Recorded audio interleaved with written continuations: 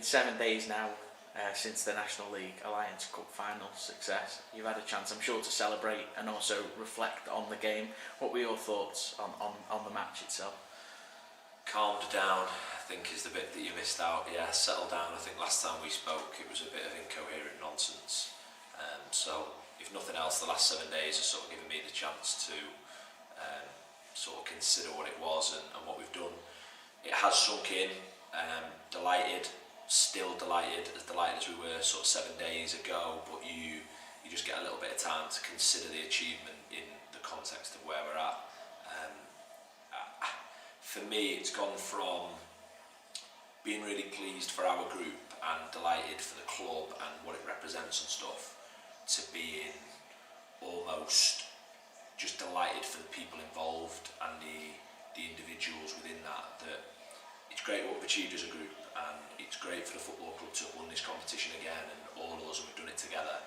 It's just, I made a comment to the lads, I've thanked the lads for letting us as staff be a part of it and teaching us so much that if you have to come through adversity, if you come through adversity the way that this group of lads have, you won't go far wrong. So the delight and pleasure, you know what I mean, what's sitting next to us has been replaced by just real pride of the lads in the group, and yeah, delighted still, but a little bit more coherent.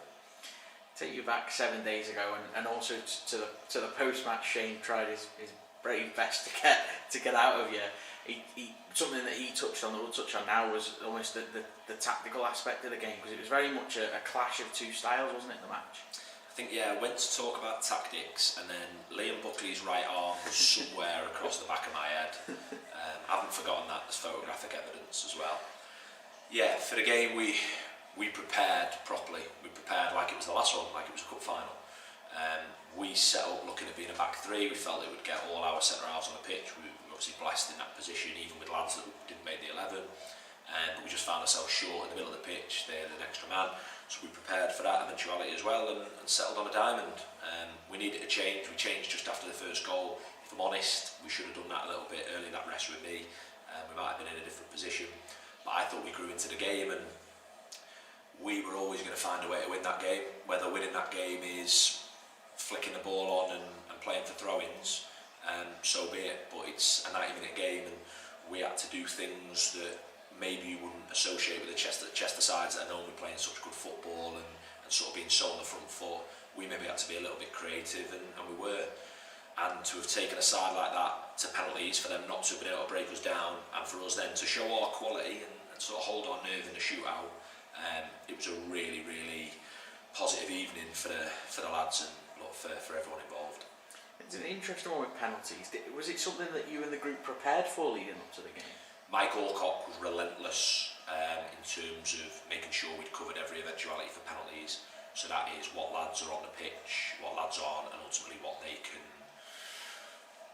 having a plan. So it was quite clear Drew Lowe was always going to take the fifth one, Alexander was always going to save one, and sort of trying to put, depending on what was on the pitch at full time. So Mike was relentless in terms of preparing the lads. We had a process. You'd have heard him at the game obviously shouting process. He will quietly take the plaudits for that in terms of the way he set the lads up, and that's a reflection on him and the type of detail he'll go to and the lengths that as a group we'll go to try and win a game. And Drew Lowe scores the winning penalty. You know, in terms of the external emotions, that the lads all bolted off. Bailey Sloane's headbutted an advertising board. I saw you sort of shaking hands and speaking with the Eastleigh coaching staff, but how did you feel on the inside? What were your emotions at the end of that game? I knew we'd win on penalties. I knew. I would like to think I was one of the calmer people during the shootout. I was just so confident that we'd win on. As soon as we went to penalties, I felt like the game was won, rightly or wrongly. Just a total mix of emotions about the last 12 months at full time.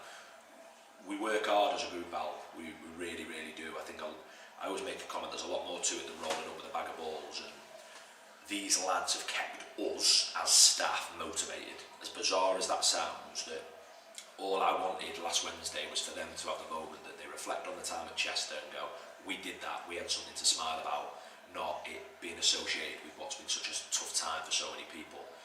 And that just sort of all came out, and I was watching the celebrations, and it was just this unbelievable feeling that you either get it because you've experienced it or you don't, but it was incredible. And then when I put that and looking at the lads, I could look at them and see them celebrate, see the smiles on their faces. Honestly, I will never get tired of that. So just so pleased for them, so pleased for the club and for everyone that put so much into it. And one thing that I should have touched upon after the game in amongst my ramblings, would that be polite? It's just the thank yous, and it's all the people that have supported us. Everyone, over 220 people buying a virtual ticket for a youth game. We sold 17 player sponsors. We had a match sponsor. We felt the support all day, whether it's the people that, you know what I mean, Michael Owen, Chris Alumo, and sent us these sort of good luck messages to play for the lads, all the ex-players, everyone that played their part. I didn't get the chance. Swettenham Chemists, Marion and John Needham, people that have supported us relentlessly, that we were able to share it with. I missed having the opportunity to sort of thank them, and that comes out, it does, you do think about stuff like that at full time, the people that have been right behind you. So just a total mix of positive emotions that if you could go back and relive 2 minutes, yeah, it'd certainly be after Drew Lowe putting the ball in the net. And of course, for a lot of these lads, something I think you did touch on in that interview is it's the end of a great journey for some of them, but what a way to finish for those players as well. Oh, you couldn't have written it any better for lads that play in the last game for Chester, whether it's saving a penalty in a shootout, whether it's rolling the ball in the corner of the net to spark those celebrations. They've been incredible to work with, and I've learned loads off them. I've learned so much. I think the bit that comes from that is we're very confident in what we do here, Al, but I say that without even a hint of arrogance. If you're a young player now, under 16s, coming out of a league club, you've got decisions to make. You can go to a football club that might look shiny on the outside and the facilities they can boast, but in terms of the football programme, it might be very different than what you get at Chester, and the proof is in the production of players, which we've ticked that box, whether that is the 16 that have gone to the first team, the 4 that have gone for transfer fees, whether it's how competitive our teams have been. If you're a young player and you've got that decision to make, do you want to sign for a football club to do it properly, or a football club that at times might just make a little bit more noise? I don't think we make enough noise. Maybe we certainly have on the bus home, but maybe we will this time and make enough noise that we're doing something right here because of the players that are coming through and what's being achieved. And look, I'm excited now about what happens next. And the proof is in the pudding. National League Alliance Cup winners twice in 3 years, the only side in history. How good does that sound? Oh, incredible. You look at my smile.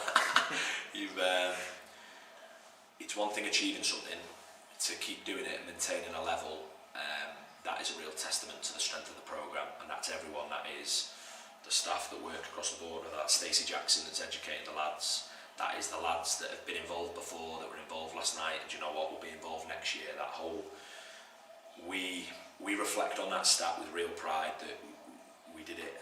Whether that we did it, we sold a lad to the Premier League, we did it, we sold a lad to the Football League, we did it, we put us on a national stage, and you know what, we went back 2 years and did it again.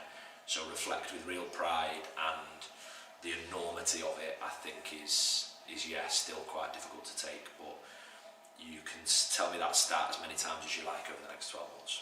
And you know, all of those things reflect fantastically on the academy. It's fantastic, and I suppose the final question for you simply is, what's next?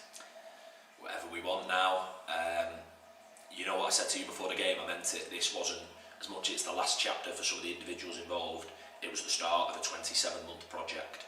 The news coming out about the King George and what that allows us to do with facilities, Chester's now the place to be. Look at the buzz around the whole football club at the moment. Absolutely everything that goes out. Look at the way the supporters got behind the entire football club in the last 12 months. And we're just a small part of that. We're just one cog in the wheel that is Chester Football Club. We really believe in what we're about to do. I'm so excited about the group of new scholars. I really, really am, and what we're seeing from them. I'm excited about the boys that we're going to be able to retain. I'm excited about Marsh Hughes, Burke, Crilly, Hayes, these boys that are around the senior setup. I think it could be very exciting for the next 2 years. So, as much as it's nice to reflect on the success, our attention's already turned to what is next. And look, can't wait to embark on the next 12 months, 2 year journey, whatever that might look like.